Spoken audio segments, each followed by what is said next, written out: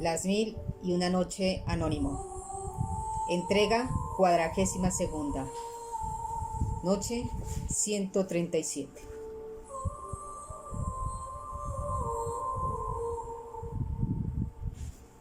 Así pues, llegada la noche y a instancias de su hermana, Charazad reanudó el relato. Cuentan, Majestad, que el joven de Mosul siguió explicando al médico judío. Llevaba 2 días encerrado en casa, sin ni siquiera asomarme por la ventana, cuando de improviso llamaron a la puerta. Fui a abrir con el corazón en un puño y me encontré a Saudun Abrahadam y al intermediario al que había confiado la venta del collar, ambos con cara de mala uva, acompañados de 5 agentes de policía. Sin mediar palabra, uno de los policías me puso una cadena al cuello y me indicó con un gesto que caminara tras ellos. Ante mi desesperación de que me aclararan cuál era el motivo por el que me llevaban de forma tan deshonrosa, pues yo ya había pagado por mi supuesto delito, el intermediario me dijo: el asunto del collar ha traído cola, muchacho. ¿No sabes a quién pertenecía la joya? Pues a una hija del alcalde que desapareció hace 3 años de su casa.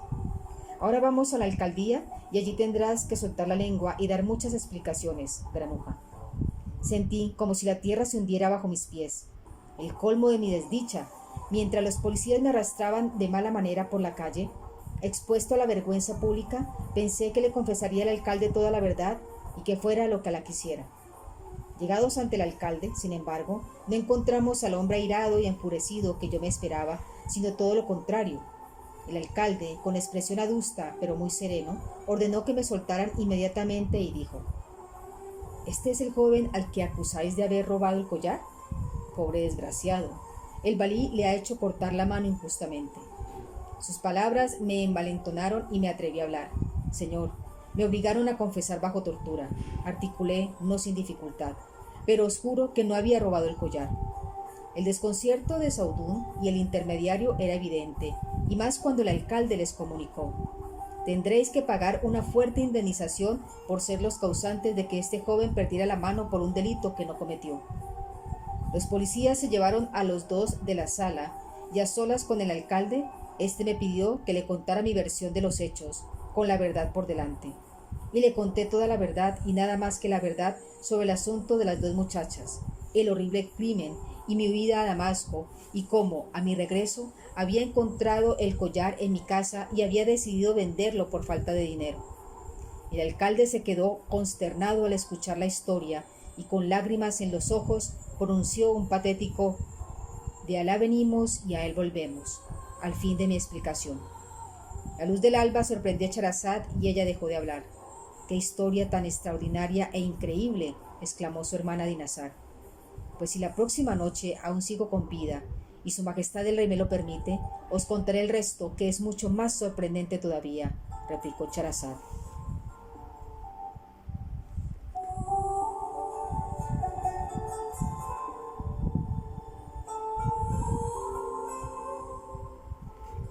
Noche 138. Así pues, llegada la noche y a instancia de su hermana, Charazad reanudó el relato. Cuentan, Majestad, que el joven de Mosul siguió explicando al médico judío. Después que hube hablado, el alcalde permaneció unos momentos en silencio, cabizbajo, se secó las lágrimas que le rodaban por las mejillas y muy afectado me dijo: has de saber que las 2 muchachas que invitaste a tu casa eran hijas mías. A la mayor la crié de acuerdo a las normas de la decencia y en la más estricta reclusión, hasta que, cuando tuvo la edad, la casé con un primo suyo que vive en el Cairo. Su marido murió prematuramente, por desgracia, y cuando volvió del Cairo ya no era la misma. Había adquirido malas costumbres y tú mismo pudiste comprobar hasta dónde llegaba su desvergüenza. La otra muchacha era su hermana carnal, y como estaba muy unida a su hermana mayor y quería imitarla en todo lo que hacía, aquella acabó corrompiéndola.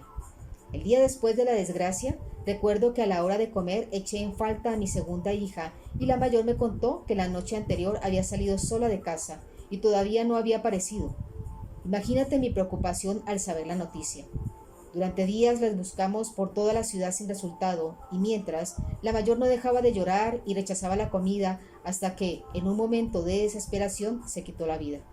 Ahora comprendo el porqué. Su conciencia no pudo soportar el peso del vil crimen que había cometido. Convendrás conmigo, joven, en que en este mundo todo es vanidad y el hombre un simple juguete en las manos del destino. Estaba completamente de acuerdo con la reflexión del alcalde y así se lo hice saber.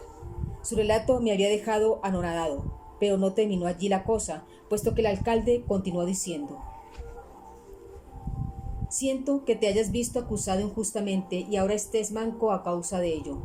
Por eso te debo una recompensa y te ofrezco la mano de mi hija menor, una muchacha muy decente y formal, hija de madre distinta a las otras dos, que Alá las haya perdonado.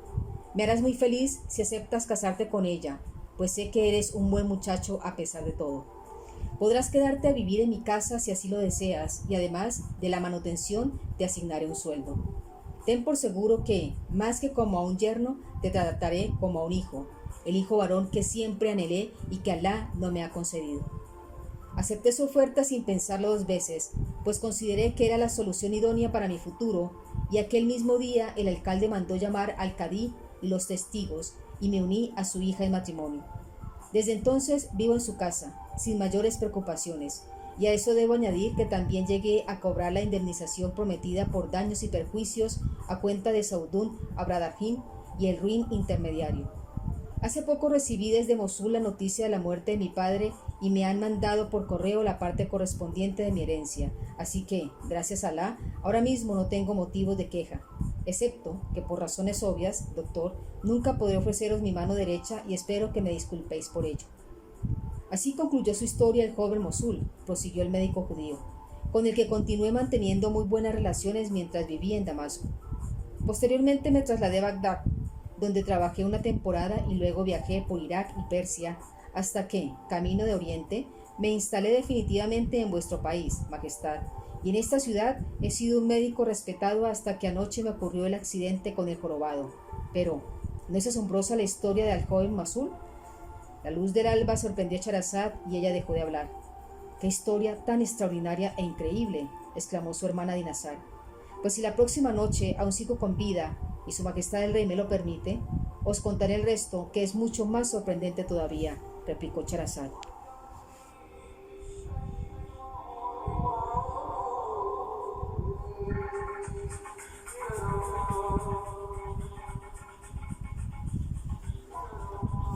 Noche 139. Así pues, llegada la noche y a instancias de su hermana, Charazad reanudó el relato.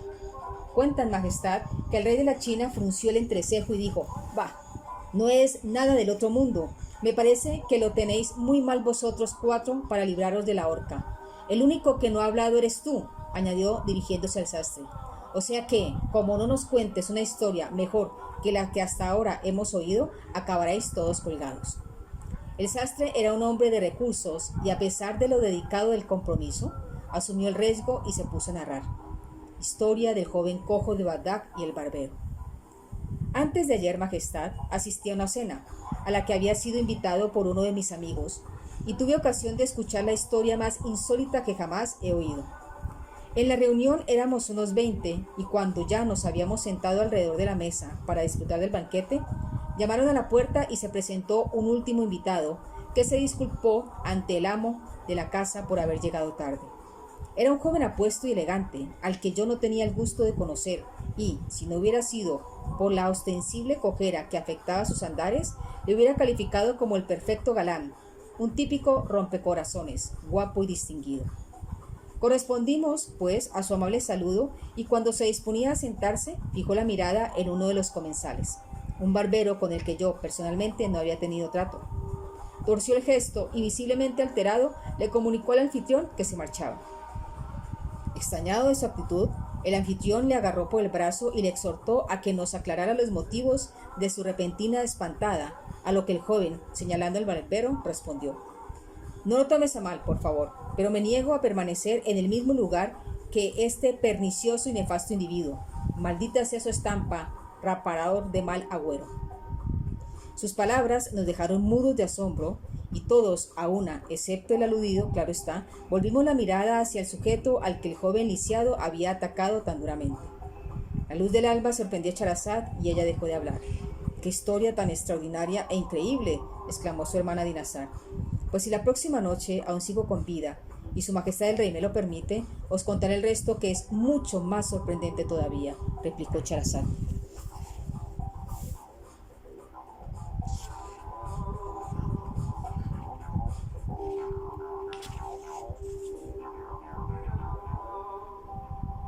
Noche 140. Así pues, llegada la noche y a instancias de su hermana, Charazad reanudó el relato. Cuentan, majestad, que el sastre siguió explicando. Respondiendo a los requerimientos del anfitrión, que se negaba a soltarle el brazo a menos que expusiera el porqué de semejante aseveración contra uno de sus invitados, el joven dijo: Este hombre arruinó mi vida, señores. Si ahora cojeo es por su culpa, y fue por su culpa que tuve que abandonar mi país e irme lo más lejos posible. ¿Pretendéis que me quede tan tranquilo en su presencia? No puedo verle ni en pintura. Los hechos a los que me refiero sucedieron hace algún tiempo en Bagdad, mi ciudad natal, y si he llegado hasta aquí huyendo de él, no dudéis de que esta misma noche empacaré mis cosas y me iré mañana, al fin del mundo si es necesario, con tal de librarme de su maligna influencia. Tales acusaciones acrecentaron aún más nuestra curiosidad. Como es natural, y después de mucho rogar e insistir, ya que no estábamos dispuestos a probar bocado ni a dejarle ir sin que nos lo contara, el joven accedió a sentarse para referirnos lo ocurrido. El barbero, por su parte, no había soltado prenda, aunque daba muestras de cierta inquietud, y en medio de la expectación general, el joven explicó: Como ya os he dicho, soy de Bagdad, hijo único de uno de los más importantes comisionistas del mercado de la capital. Cuando mi padre falleció, poco después de haber alcanzado yo la mayoría de edad, me dejó la casa y muchísimo dinero, lo que me permitía vivir de renta, holgadamente y sin quebrantos de cabeza. Una sola cosa, sin embargo, empañaba mi existencia, y es que, por aquel entonces, yo no tenía muy mala opinión de las mujeres y sentía una irracional aversión hacia el sexo femenino. Entenderéis, pues, que un día que paseaba tranquilamente por la calle, me causase pavor la visión de un arrollador grupo de matronas que se acercaba en dirección contraria y ocupaba todo el ancho de la vía pública. Por no cruzármelas, di media vuelta, eché a correr y me metí en un callejón sin salida con el objeto de esperar a que pasaran y me dejaran el camino libre. Mientras esperaba, observé que en la casa de enfrente se abría una ventana y por ella aparecía una muchacha de portentosa belleza. Una beldad como jamás había soñado que existiese alguna sobre la faz de la tierra. Me quedé embelesado contemplándola y la muchacha, con garbosos movimientos, se puso a regar las macetas que había en el alféizar. Al terminar, levantó la cabeza, se percató de mi presencia y antes de cerrar la ventana y desaparecer tras ella, me dedicó una sonrisa que dejó mi pobre corazón en ascuas. En un instante, señores, todo el odio que había sentido anteriormente por las mujeres se trocó en amor por aquella dulce y delicada criatura, cuya imagen había quedado grabada en mi mente como marca de hierro candente en la piel. Tan trastornado me dejó que me quedé todo el día clavado en el callejón sin quitar la vista a la ventana por si tenía oportunidad de volver a verla. Y aunque esto, desgraciadamente, no ocurrió, sí que tuve ocasión de ver, al caer la tarde, cómo el gran cadí de Bagdad llegaba acompañado de su séquito, se paraba delante de la casa, desmontaba de su cabalgadura y entraba en ella, por lo que conjeturé que la hermosa muchacha debía ser la hija del ilustre personaje. Solo cuando las sombras de la noche envolvieron por completo la ciudad, abandoné mi puesto y regresé a casa, atormentado por los ardores de la pasión y apesadumbrado por el hecho de que la hermosa doncella fuese un bien inalcanzable. Al llegar a casa, me metí en la cama y al día siguiente no tuve fuerzas para levantarme. Sumido en mis tribulaciones, rechazaba la comida y permanecía en un silencio obstinado, de modo que, cuando mis parientes se enteraron por el servicio de que me aquejaba una extraña dolencia, se preocuparon y vinieron a visitarme. Lo cierto es que me avergonzaba revelarles la auténtica razón de mi enfermedad, y por más cuidados que me presten, yo no mostraba ni el más leve síntoma de mejoría. Pasaron los días y continuaba empeorando hasta que, una tarde en que me encontraba solo en casa, recibí la visita de una anciana, una vieja conocida de la familia, que nada más verme adivinó la causa de mis males. No en vano dicen que sabe más el diablo por viejo que por diablo. La señora, pues, se sentó en la cama y en tono maternal me dijo: Querido, me temo que los dardos del amor han hecho mella en tu tierno corazón. ¿Verdad que no me equivoco? Pero arriba el ánimo, hombre, que si de eso se trata, ten por seguro que haré todo lo posible para aliviarte. Confía en mí y cuéntamelo todo. Anda. Al ver que la perspicaz anciana me había calado y también por necesidad de desahogarme, me sinceré con ella y le conté todo lo ocurrido de cabo a rabo. La luz del alba sorprendió a Scheherazade y ella dejó de hablar. ¡Qué historia tan extraordinaria e increíble!, exclamó su hermana Dinarzade. Pues si la próxima noche aún sigo con vida y su majestad el rey me lo permite, os contaré el resto, que es mucho más sorprendente todavía, replicó Scheherazade.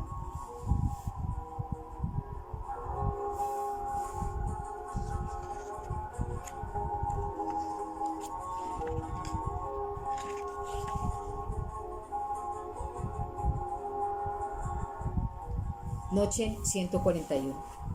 Así pues, llegada la noche y a instancias de su hermana, Scheherazade reanudó el relato. Cuentan, majestad, que el joven cojo siguió explicando. La vieja escuchó atentamente mi confesión, sin interrupciones, y cuando terminé de hablar, me cogió tiernamente de la mano, y como para demostrar que había comprendido mis sentimientos, recitó esta poesía. No, por su frente radiante y la rosa de sus mejillas, cuando hizo ademán de marcharse, no le quité los ojos de encima.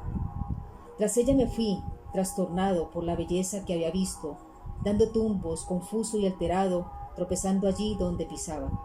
Mas ella era una gacela fugitiva, ligera y acostumbrada a la huida. Qué dureza la de su corazón, más fuerte y recio que una piedra. Dejó ardiendo mis entrañas y a mi alma envuelta en llamas. En un perturbado me convertí, solo y alejado de mis semejantes, las mejillas anegadas en lodo de la copiosa lluvia de mis ojos, evocando siempre los días pasados y en la pasión del todo ahogado. Qué desdicha la mía, qué mal trago, que mi bien me haga desgraciado. Acabo y muero, estoy sin ella. A pesar de no estar enterrado, mi corazón se hunde en la miseria y mi espíritu se resquebraja. Pero mientras me quede un soplo de vida, de ella no pienso olvidarme. Aunque su corazón sea un cuenco de plata y sus entrañas un bloque de mármol, y su rostro impertérrito siempre, no muestre de emoción ninguna traza. Víctima soy de su cruel amor. No sé hasta cuándo podré soportarlo. Mas veo que mis rivales en la contienda también soportan mala espera. ¿Volverán los días del pasado? ¿Volverá la felicidad de antes? Yo mismo me lancé al abismo y tal vez redención no merezco. ¿Cómo volveré a recuperar mi ánimo? ¿Cómo lograré la paz de espíritu? No puedo olvidar su cuerpo, ni la belleza de su rostro altanero. Su hermosura es tan resplandeciente que deslumbra a quien la contemple. Recuerdo cuando dulcemente la abrazaba y el fulgor del alba brillaba en su cara, cuando el destello de una luz furtiva el deseo en la noche acrecentaba, rodeados por la furiosidad y frondosidad de un jardín de vegetación pletórica y exuberante. Recuerdo la ternura de sus mejillas, suaves, tiernas y sonrosadas. Mi mano con ansia la acariciaba, como si fuera moneda en mano avanzaba, tan suaves como un velo de seda, con flores y guirnaldas recamado. Con todo mi cariño yo las bordaba, de besos y caricias las llenaba, y cuando nuestros cuellos se unían, le juraba fidelidad de por vida. Nunca jamás he dejado de amarla, y no hay peligro de que lo haga. Por ella no me arredro ante nada, no soy un frívolo galán a la usanza. Mi amor es solamente para ella, para nadie más he guardado nada, y mantendré hasta el fin de mi juramento, pues mi fidelidad no se tambalea. Juré que si tenía que morir por ella, de mi suerte no me quejaría, pues no soy un amante voluble de los que se rinden al primer embate. Ni estoy en el pelotón de los enamoradizos que renuncia a las primeras de cambio. Nadie como yo es tan firme en el amor, nadie ha demostrado tanto aguante. Si disfruté de los buenos tiempos, afrontaré ahora también los malos. Todo lo abandoné, todo lo he dejado, por un amor que no me corresponde. Creí que al menos en parte me compensaría y que la indigencia no me dejaría, pero en la más absoluta pobreza me abandonó. Nada en ella me hacía sospecharlo. Qué felices fueron los días que pasé con mi delicada Gosela al lado. Si por ventura a mis brazos volviera y me concediera lo que tanto deseo, en ayunas permanecería el resto de mi vida, pues para vivir solo a ella la necesito. Si me vieras ahora en mi lamentable estado, dirías: ¿a dónde va ese desahuciado? Sí, como afirma, el amor es una medicina, no sonará aunque viva 1000 años. La luz del alba sorprendió a Charazad y ella dejó de hablar. ¡Qué historia tan extraordinaria e increíble!, exclamó su hermana Dinazar. Pues si la próxima noche aún sigo con vida y su majestad el rey me lo permite, os contaré el resto, que es mucho más sorprendente todavía, replicó Charazad.